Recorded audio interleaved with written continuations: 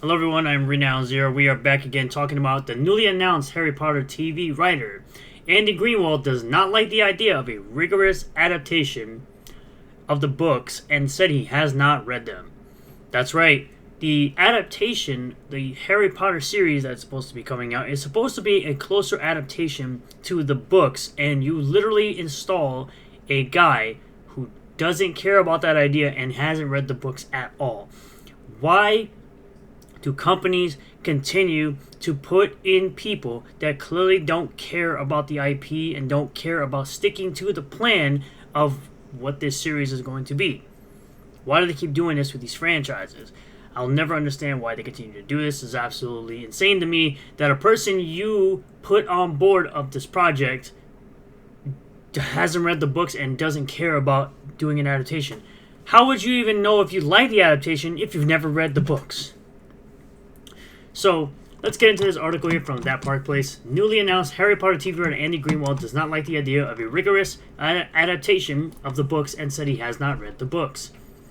One of the newly announced writers for Max's upcoming Harry Potter TV series, Andy Greenwald, claimed that he did not like the idea of a rigorous adaptation of J.K. Rowling's books despite admitting that it would be successful. Of course it would be successful. People love Harry Potter. They still love Harry Potter to this day, so much so that in the Epic Universe at Universal Studios Florida, they're literally creating a third Harry Potter land. Furthermore, he admitted to not even finishing reading all of the books. Greenwald was announced as one of the writers on the show on the Writers Guild of America website. His previous credits include being the showrunner of Briar Patch and working on FX's Legion. On his podcast, The Watch, back in February, Greenwald was asked if it would be possible to directly adapt Rowling's Harry Potter novels to television. He initially bluntly responded, yes. Yes, it is absolutely possible. If they've already adapted some of the books into movies, it should be much easier in a series because of how much information actually is in the books to use. Stick with what the books say. He then explained just how popular the novels and franchise are. Quote, these are really, really rich, and they are very long books, especially later in the series. People adore them, and successive generations are discovering them and loving them every day. Oh, don't tell the woke weirdos that. The stores are packed everywhere they are in the country and around the world. People are buying the chocolate frogs and the hats and the owls, all of it.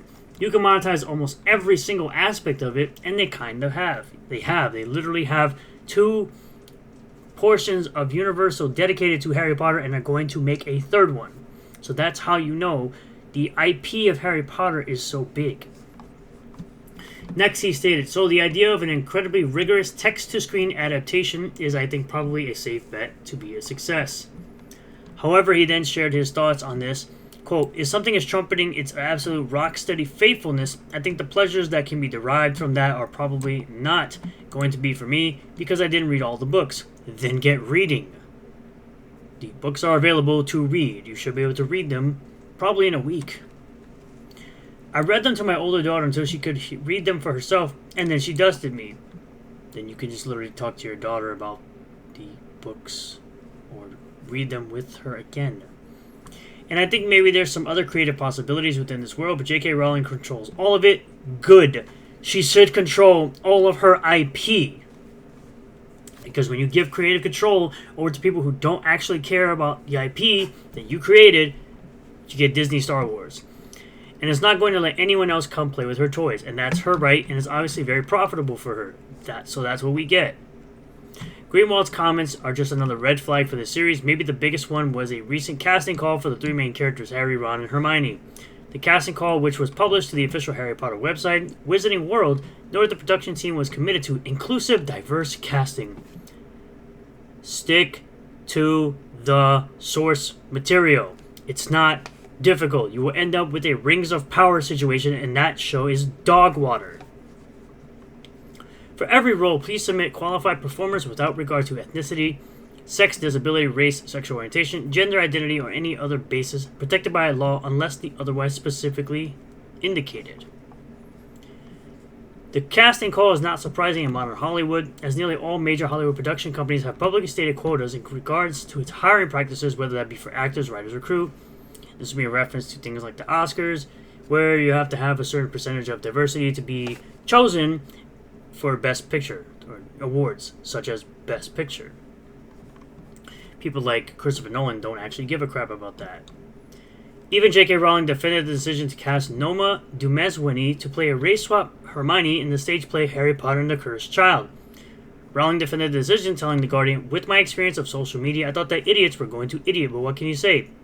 That's the way the world is," and I'm pretty sure The Cursed Child didn't do very well, by the way. Most likely not for that reason, but I digress. Noma was chosen because she was the best actress for the job. When John told me he cast her, I said, "Oh, that's fabulous," because I had seen her in a workshop and she was fabulous. Nevertheless, Rowling and Max executives have claimed the series will be quote-unquote authentic to the original books. When the show was initially announced, Warner Bros. Discovery announced the stories from each of Rowling's Harry Potter books will become a decade-long series produced with the same epic craft, love, and care this global franchise is known for. The series will feature a new cast to lead a new generation of fandom, full of the fantastic detail, much-loved characters, and dramatic locations that Harry Potter fans have loved for over 25 years.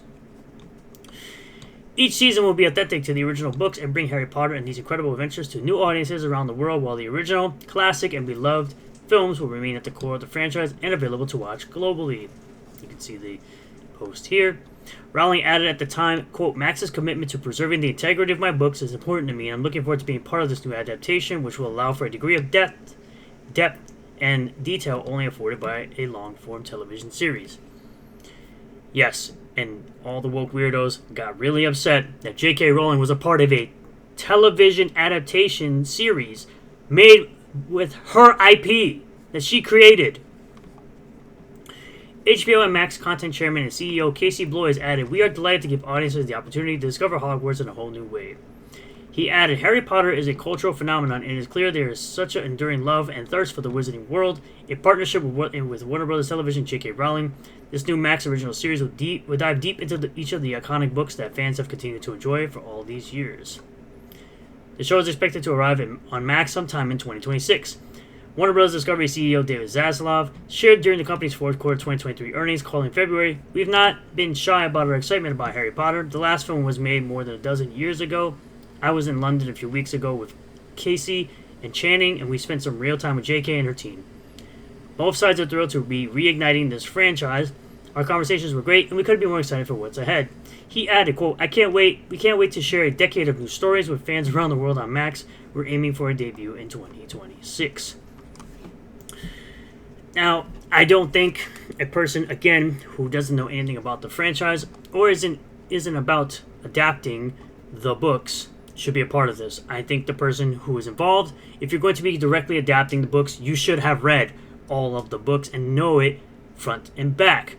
So I don't think this is a great decision by Warner Brothers, but hopefully, maybe this individual will eventually read the books and then feel better about it and actually do what the person was paid to do.